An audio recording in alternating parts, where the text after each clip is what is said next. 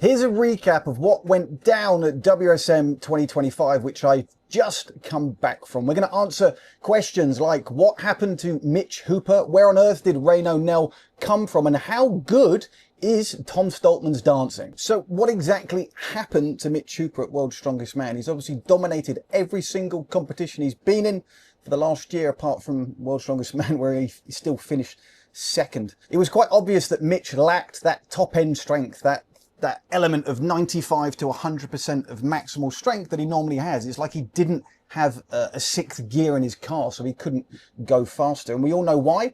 He's under a severe amount of stress. Granted, self-inflicted, but he was still under that and trying to perform. You could see it visibly when he was coming off an event. He was visibly emotional and tearing. So we can see what effect the whole thing that's been going on with him has had. Now, there's a study that I'm aware of. It's a study with an exam with American footballers. And it's a case of, when do you think more injuries occur? Do they occur when they're doing pre-season and 3-a-days, or do they occur when they're having an exam period? There's more injuries during an exam period. It shows you how big the effect of stress can have on your performance. And what Mitch was going through, event after event, reminded me of what I went through when I competed at World's Strongest Man, the official Strongman Games, back in 2017, which was a day before my mum passed. It was very hard for me to get to that extra gear of strength. So it's a case of, if he wanted to compete at the level that we know he could do, he needed somehow to displace that, maybe get some psychological help from some professional, but otherwise he was never going to reach the heights that he normally does. So where did the champ Rain O'Neill come from? He's obviously in his first competition. Not many were expecting him to do well. I called him as a dark horse. Last year I called Austin Andrade as a dark horse and he came fifth. I even said in my athlete group that I thought Reno, after watching him through a few heats, I said he looked like a future World's Strongest Man. I did not know it was going to come around this quickly. Looking at his performance, he was pretty consistent. His deadlift was peaked extremely well. There was a moment I was talking to Shane Reese and he was watching his final warm-ups, and it's his final warm-up on a deadlift that Shane was like, ooh, he's going to be a problem this weekend, because he pulled 352, which was 2 kilos above the comp weight, like it was a speed rack. Now, if you peak the deadlift, you are going to have an irradiation effect. It's going to have an effect where the lower back is obviously the core and it irradiates out. So peaking that lift will give you a good indication. It's one of the big five, in my opinion, and peaking that lift will have a massive transfer to other events.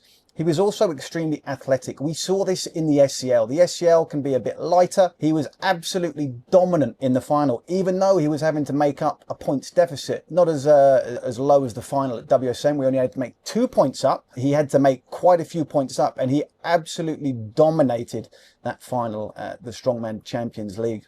One of the interesting things, and again, you've got to figure out what makes some of these guys great. So we've got athleticism, but what he's doing behind the scenes that you're probably not seeing is he is able to wind down. I was talking about this with a couple of coaches. And if you look back to the Bulgarians who were doing 3-a-days and maxing all the time, some of the best Bulgarian weightlifters were the ones that were able to wind down and nap after maximal efforts. And this is essentially what he was doing. You could see him napping, chilling with his wife, getting a foot rub from her, but he was able to nap between events. And that's one of the things that makes WSM different to a one-day event. A one-day event is just non-stop. And obviously he showed he was good at that at the SCL, but being able to stay calm, wind down, and then get your arousal back up for the competition events is a massive skill that he obviously has in abundance. He obviously beat both Tom and Mitch in both deadlift events, again showing the importance of the deadlift in the strongman, but lost to both Tom and Mitch in both of the overhead events. So this year you could say that the deadlift was a little bit more important than the overhead in terms of winning the competition. Moving on to second place is big Tom Stoltman. The main thing I learned about watching Tom was his ability to stay calm and wind down between events like Rain O'Neill, but I got to actually help in the preparation for his overhead toss. I only had one athlete there.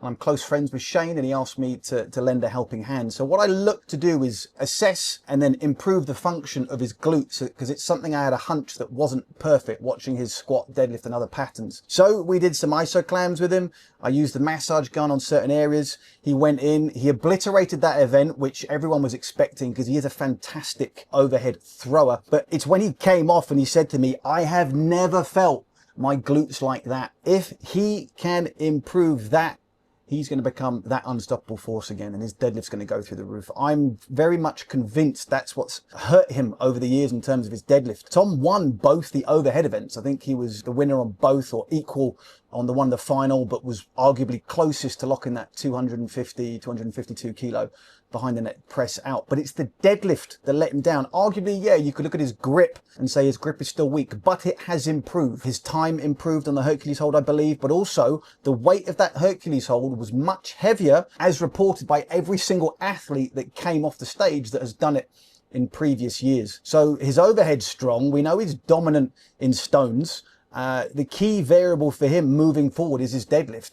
Maybe if his glutes were that little bit stronger in terms of his glute medius, the external rotators, the femur as well, maybe he would have got that final 18-inch deadlift just up enough, because it was above one knee but not above the other, would have locked that out, and that could have got him the extra points, which could have got him the win. So it's fine margins, and it's the smallest muscle, but it's so important. If he can get that glute medius stronger, it's going to have an effect and another irradiation effect on the rest of his events, which is impressive to think because he's already really, really top class. We're not going to look at every single athlete, but it would be good to discuss Trey Mitchell, because this guy is incredible. Statically, number one in the world, hands down, in my opinion, at the events, at the most of the events. So we're talking deadlift and overhead. The deadlift was really weird. I was watching him warm up, and he looks so slow and lethargic. Normally when you're looking to warm up, you're looking for maximal intent. You're looking for speed. You're looking to prime the nervous system. His deadlift warm-ups looked slower than the 500 kilos he pulled on stage. It was just absolutely amazing. Normally you use coach's eye and you watch the other athletes to go and have a look. How much has he got in the tank? But you can't judge him. Every single rep was either the same or he was getting quicker as he was going through. So statically, we know he's amazing, but he's lacking speed. I believe he lacks a little bit of coordination and elasticity, which will help him for other events. And obviously the grip is what cost him the podium, because he finished dead bottom in that. So he's a force to be reckoned with, but statically strong only gets you so far, or it suits you better for other contests such as the Arnold or the strongest man on earth. But if he's going to win world's strongest man, there needs to be a level of athleticism improved in him, unless the events change in favour of him. I learned so much whilst I was backstage, and I had the opportunity to obviously pick the brains of other experts that were there. One of them was Nathan Payton. He's a nutritionist. I believe he's got 10, 11 or maybe even 12 World's Strongest Man titles that he's been involved with. And it was amazing watching him work and what he was doing in terms of testing people's blood sugar and hydration, and then having an effect on that in terms of their performance. For example, Tom Stoltman was doing the behind the neck push press, and he was testing him after each push press with a finger prick to test his blood sugar. So he would know where he's at when he's beginning, and then what effect each repetition or each maximal effort had on that, and then he would know what to fuel him with. So if I remember the numbers rightly, he went out with a 140 level of blood sugar. After one rep, he would drop 20 points, so he would be at 120. Nathan would then feed him with something specific, which would bring him back up to ensure his blood sugar stayed high, so his performance stayed high. If he didn't, he would have gone down another 20, down to 100, 80, 60, and so on. So his blood sugar would have been the lowest when he comes to the most important lift, where he needs the most energy and effort. And that was having a massive effect on Tom's performance. And he was monitoring this it wasn't just one, I believe it was Tom and Trey, but it was amazing to watch him work and discuss the best strategies, because a lot of people would go for liquid. He doesn't like liquid because it sits in the stomach too much. He likes other options. But again, absolutely great, knowledgeable guy, but willing to help. So give him a message if you want to learn more about performance nutrition and what you can do on the day. Obviously, he's taking care of his nutrition 24/7, but it was what he was doing on the day to make instant and really important effects in his performance. Let's just finish up with some of the questions I received from people wanting to know what was happening behind the scenes at WSM. So how is the pace and warm-ups at WSM versus a one-day comp, and the considerations there? The pace is a lot slower. a one-day comp at Giants Live, you do an event, you're coming off, let's say you're doing a deadlift, you've got to get out of that deadlift suit real quick and get warming up for the next event. It is a fast pace. That kind of comp is going to suit people with massive work capacities. Mitch Hooper obviously does have that in abundance as well as his maximal strength, but it's one of his strengths definitely, so it suits him. WSM, you've got to be able to get your arousal up and then come back down. Arousal up, come back down. Get hyped and then relax. As I said about Reno, you've got to be able to try and nap and refuel the best you can in between events. If you're in fight or flight, you can't get into rest and digest, you can't eat. Whole day goes by, you're going to be knackered. Come the end of the day, blood sugar's going to crash, all sorts of things. So those are the things I'd be thinking about. How did it feel surrounding myself with WSM athletes? I really enjoyed it. It was nice to talk shop with them. It was nice to get to know a lot of them. I massively enjoyed it. I've enjoyed every single Giants Live comp, but WSM was that little bit more special. Why are we still seeing biceps injuries? Number one reason for injury occurrence is previous injury at that site. So if you've had a biceps tear, likelihood is you're going to have another biceps tear. That's what the statistics and data are kind of showing. The other thing I would always look at and explain is weak things break. When I see weak, it doesn't just mean maximal strength, although I don't believe a lot of strongmen are training their elbow flexors through full range to maximal strength. Maximal strength effort is the biggest thing that's going to help a tendon. The lower repetitions are going to build the tendon strength more than the higher strength. But it doesn't just mean maximal strength. It also means elasticity. Have you got a stretch reflex? Are you training a short, sharp stretch reflex? If you look at the injury that poor old Evan Singleton and Luke, I didn't see Luke's, but with Evan, as he picked it up, I can imagine his elbow's half flexed and it drops down a little bit and then bicep pings up. So have you trained that elastic strength response in your biceps? The other thing with World's Strongest Man, especially in Sacramento, was it was hot. So electrolyte and mineral balance is going to come into the equation as well. They could have been warming up, they could be stressed. Their bodies, because of what they're putting in them, are hypermetabolic, so they're using up a lot more minerals and electrolytes. So it's something they also need to look into. So there's quite a few factors there that you would need to look at to kind of reduce bicep injuries. What did athletes struggle with the most? The biggest surprise to me was the block press, because it was 125 kilos and most of these athletes could snatch more than that, probably muscle snatch. But what you saw was people who had low mobility really struggled because they would get it to the chest in that normal technique and they couldn't get their arms underneath it. I was chatting to Travis Ortmeyer and he said you can't look at it like that when you don't have the mobility or you have that much muscle mass that they can't get their arms down. He would literally clean it and either pop it up each side one at a time, or he would literally clean it into his chin until his chin was obviously hardened from that. So the block press was one of the most surprising things. But if you look at the World's Strongest Man, the events, there was less standardization in terms of events, not your normal deadlift with the 18-inch. We had a grip hold with the Hercules hold.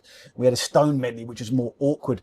So it tested a lot of different qualities that, again, Reno was able to excel on. Last question is, how many squats will Andrew Flynn have to do after this comp? This is from his wife. Special mention to Andrew, because obviously he was one of my athletes, or was my athlete that was there. He was only a whisker away from the final. I know the points don't look like that, but he was not able to press the block on the first attempt. If he does press the block on the first attempt, I would have been confident of him winning that event, thus putting him into the final instead of Pav. So it was a lot closer for him than expected. That would have been a dream come true. He also won the deadlift on the day, which was absolutely fantastic. And one of the reasons he won it was he didn't go in with too tight a suit. A lot of the guys who had too tight a suit were struggling to get reps beyond 3 or 4 because they weren't able to push back into it. But it's special mention to him because he did fantastically well and he's extremely hungry to move forward. The reason for the squat question is because he wasn't doing all of the squats in his program, Mr. Flynn. And he told me his legs went to jelly on the block as well, which kind of stopped him as he was fatiguing. So one of the things he's definitely going to be doing in his next program is lots of squats as we peak him for England's Strongest Man. And there you go. That's my recap for World's Strongest Man. If you have any further questions, please post them in the comment box below.